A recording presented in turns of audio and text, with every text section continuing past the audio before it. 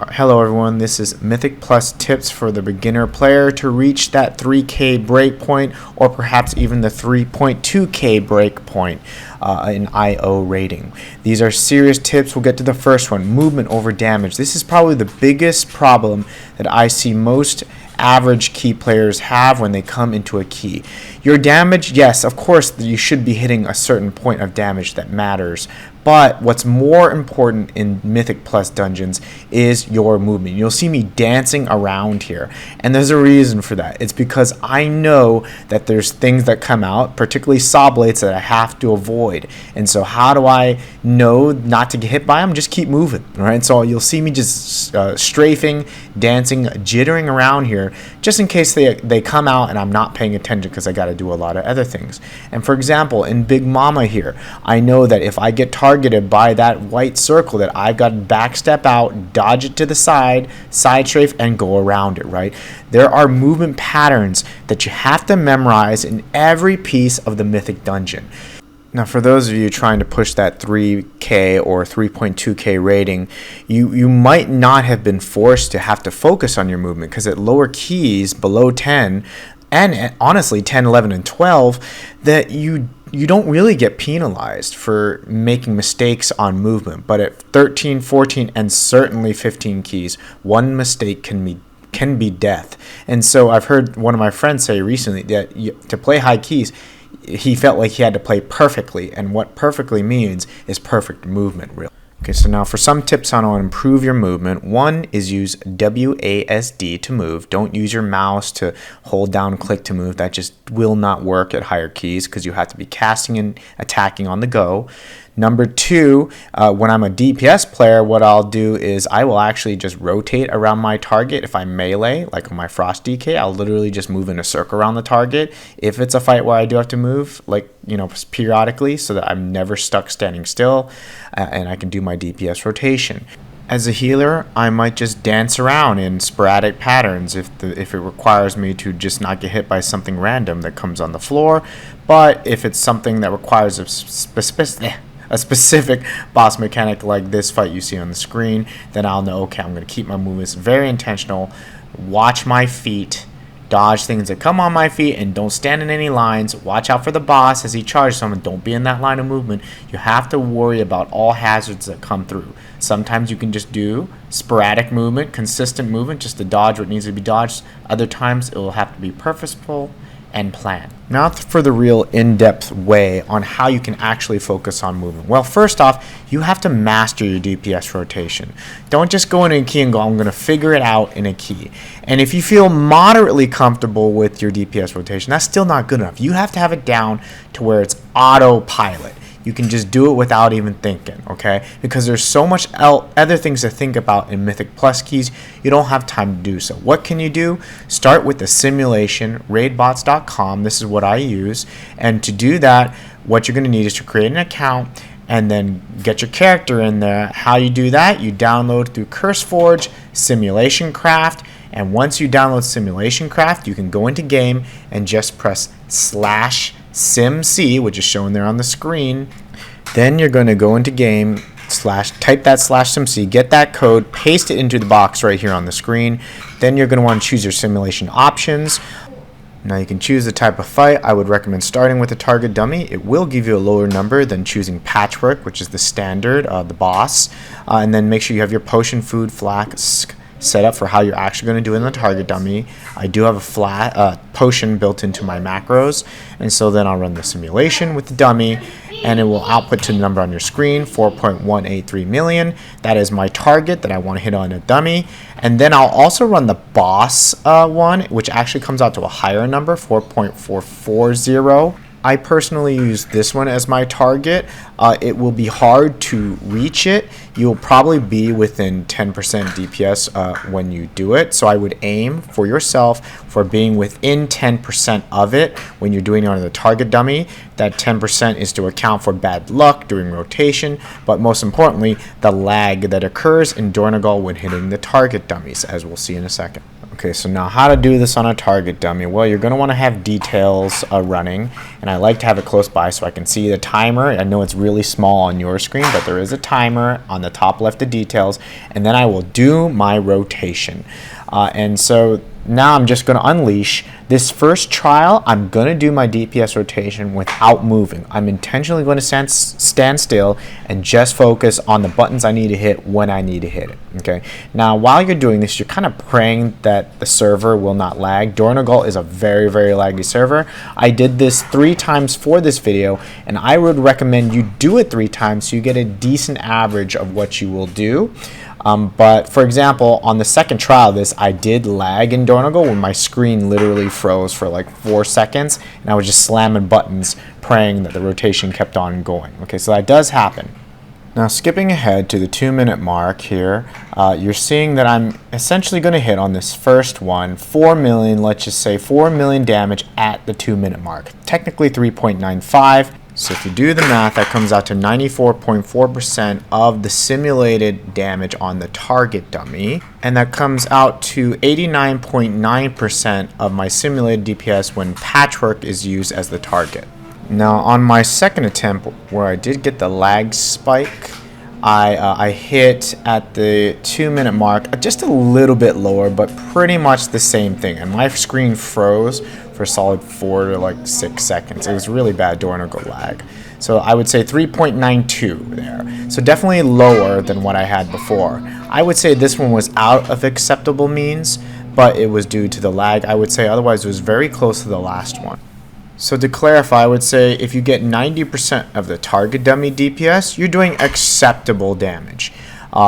Greater than 90% on a Patchwork simulation, I would say you're doing great. And if you meet or exceed the Patchwork simulation, you're doing excellent. Okay, and if you're exceeding the target dummy, I would say you're doing great. Okay, so now for the third trial, what I would do if I were you is try to make sure that you can hold your DPS while you are moving. And so on this third trial, I'm going to be constantly moving and sporadically moving. What do I mean by that? There'll be points where I'm just constantly moving around the target, and there'll be points where I'm stutter stepping, moving a little bit, stopping, moving a little bit, stopping.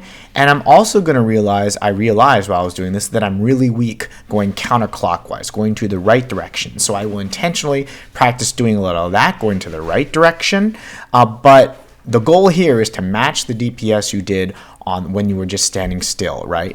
Now, I did get lucky on this trial. I did get a lot of procs, and Frost DKs are heavily reliant on procs. So, you know, it was a good run, but I did not have any lag on this one too. Okay, so now we're going to skip ahead to the end of the 2-minute trial. These are 2-minute intervals I like to run. I should have noted that standard will be 3 minutes, but I like to do 2 just because it's less time. I do a lot of these. And so with the 5 seconds left, I'm already pretty much at my simulated DPS. I'm at 4.36 right now, and we'll stop the clock at 4.32 million DPS. Looking at the math, that'll be 103%. We beat the target dummy simulation. And then for Patchwork, it will be 97.3%, so we met excellent criteria. So I will practice that honestly for a week or 2 on a dummy until I master it, okay? And that's how long it took me for when I'm learning a new class. But getting now back to normal Mythic Plus tips to do well in Pugs, the next one is memorize damage patterns. Healers have to memorize damage patterns because they usually will not be successful at healing keys, particularly higher keys if they don't. There's not a lot of dungeons. There's no reason you as a DPS player shouldn't memorize the damage patterns. The problem is I know that at low keys, when you don't even realize you take damage a lot of the time because not a lot of the mechanics do damage. But at higher keys, you have to memorize the boss damage patterns as well as the mob damage patterns, like what is dangerous in a mob, so you know, and the next tip, so you know how to use your defensives appropriately.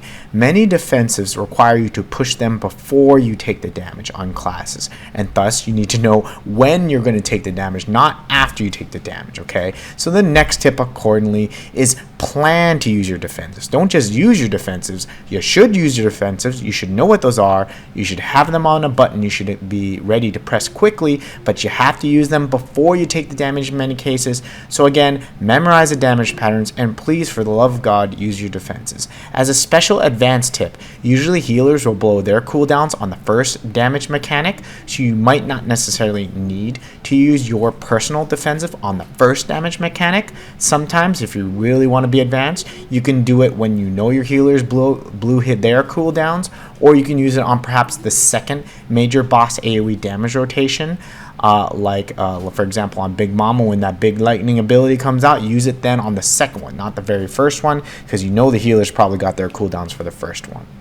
Okay, so all these tips leads us to the next one, which is if you are not a super skilled player, and you know who you are, and that's okay, play a tanky, low-skilled class. There are certain classes that require super high level of skill. For example, Arcane Mage. I literally had to take a college course to play Arcane Mage at a really high level, like a mid to high key level.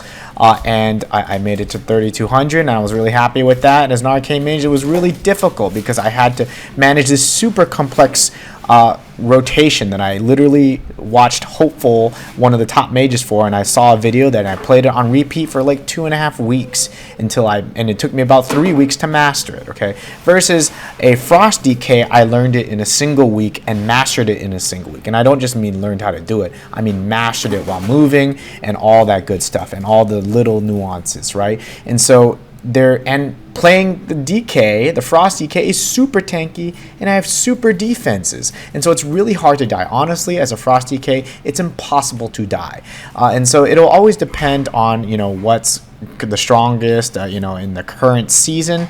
This season, Frost DK is the tankiest and probably one of the easiest to play, right? But generally, if you're lower skilled, don't play the super complex classes, and that leads us to what to play again. The next tip is play the meta, all right? And now I know you're going to say, oh, he's a meta slave, and someone's actually told me that. And that was before they knew how hard I push keys, and they're like, oh, you're just a meta slave, Like, they didn't say that specifically, but he said it, and I was like, yeah, duh. If you're going to pug keys, you got to be a meta slave, because getting high IO, high rating, means high attempts, and that's the next tip. But if I don't get invited to a key, I don't progress in a key. I don't progress keys. And who will people invite to keys? They'll generally invite the meta. Why? Because the meta is usually stuff that works. Law of averages, right? And the reason why playing meta is important is because a lot of high-level players will put out guides for those classes, and so generally the people will be more knowledgeable, but generally those classes usually will take less skill to do well with, and that's why people play the meta, so that you can get invited at keys, because high attempts means high IO. What most people won't tell you is that to pug your key successfully, you need high attempts, right? You are going to wipe, like you see in this video. What they won't tell you again is that to complete high keys, and currently the high keys now are 16 to 17 pugs. There aren't even a lot of them to join at this moment. To get into those, you have to play meta, but you need to have a lot of attempts. For me to complete a 16 key, particularly harder ones, it takes me 5 to 10 attempts. 4 of those attempts might be me failing as a healer because I needed to learn specifically how to use my abilities to counter certain mechanics, or how to be prepared for things that I could not foresee, like someone just dying right there. And the other 4, 5, 6 attempts could be because people stood and done stuff like that person did there, right? And they just die and I can't do anything about it, and we wipe because of it. Or the tank messed up. That happens. Everyone makes mistakes, and so you're going to need a lot of attempts to complete high keys. And so I would also play a class you really enjoy, because you shouldn't get pissed off if the key fails at the very end of the key. You should play a class that you just enjoy playing, because if you play a class you enjoy playing, you ain't going to mind failing the key. For example, I was choosing whether to main Resto Druid or Shaman, and I played Shaman last season, and I knew Shaman was generally easier to play this season, and it was going to be super meta, even though Resto Druid is as well, but I had more fun playing Resto Druid. So I was like, even though it's going to be harder, I'm going to do it, and I'm not going to get frustrated when I fail higher keys. I had to come in with that mindset. Okay, so now this one is a tip, but Lordy, Please use your kicks and your stops. Every stun your character has, use it. Even if it's not used perfectly, as long as you're using it on cooldown, you're probably helping the party.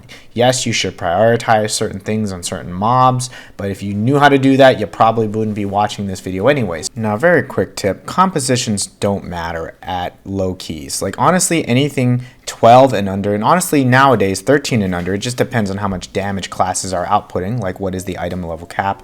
Now, at the higher pug key levels, yes, compositions do matter. Like the top 2 key levels or 3 key levels, depending on item level, will require serious compositions. But for anything under that, as long as you have good players, you're going to be just fine. And particularly players that don't like classes, players that play classes that don't require a lot of skill, because you know they're on just average, they're going to do better and not die to dumb things, because that's really what Mythic is about. Okay, so now here's something. One of my friends like, oh, I don't care about IO. It doesn't really matter. And for those who pug and pug seriously, you will know that your IO does matter. Why? Having IO is not just great for your ego, but it's great because it allows you to get invited to higher keys. What does that mean? So since last season, I had a pretty good IO as a healer using Raider.io, and you can see it pop up whenever I select someone at the top left of the screen, that they can all see what my highest IO I achieved was last season. So when this season started, I was getting invited to all the highest keys, and the people I play with were even some of the best in the world. Like I was able to play with some 3.8, 3.9k IO players from last season because they knew I could do my job healing. And so having IO from even previous seasons will help you in your current season. And so like you want to invest in your IO now so that it helps you later. Perhaps this is your starter season. You get just a moderately good IO. You can push as high as you can. And then next season you go, hey, I want to challenge myself. I'm going to push myself and see how high I can go, which is what I wanted to do this season. And so your IO does matter because you can think of it as a cumulative investment. And now, since I'm a mid 3.3k IO, I think 3.350k IO rating, I can get invited into like lower keys, 12s and 13s, like instantly. And I'll get in with groups who are also similar skill. And then we'll run those 12s super fast in like 18, 20 minutes, right? Versus if I just queue and I'm low IO, I might get into a group that takes 35 minutes to complete a 10 or a 12 or even fail one, right? So IO does matter. Now for this very last tip, this might seem obvious, but be polite to your group members. There is honestly a pretty small like pool of players playing the highest level of pug keys, so you're going to run into the same people. It happens. And be nice. And it's not a fun experience for anyone, and it's only going to tilt yourself if you start talking trash to people. After every game, even if it fails, I'll go GGTY and thank you for the attempt. Thank you for the invite, even if it was me who failed the key, and everyone knows it. Sometimes I'm sorry, that was on me, my mistake, I apologize, thank you for the invite. Those things go a long way. People are going to friend you because, you know, they like your attitude. Just come in with a positive attitude. I know it sounds dumb. Even if you don't feel positive, just type it. You can rage to yourself on your side of the screen. That's the beauty of a desktop game where they're never going to see it in real life. Feel free to rage on your end, but just type GGTY anyways, all right? And with that, I hope this video helped you. Pinkpwnage out. Like, comment, subscribe, all that good stuff, and thank you for watching.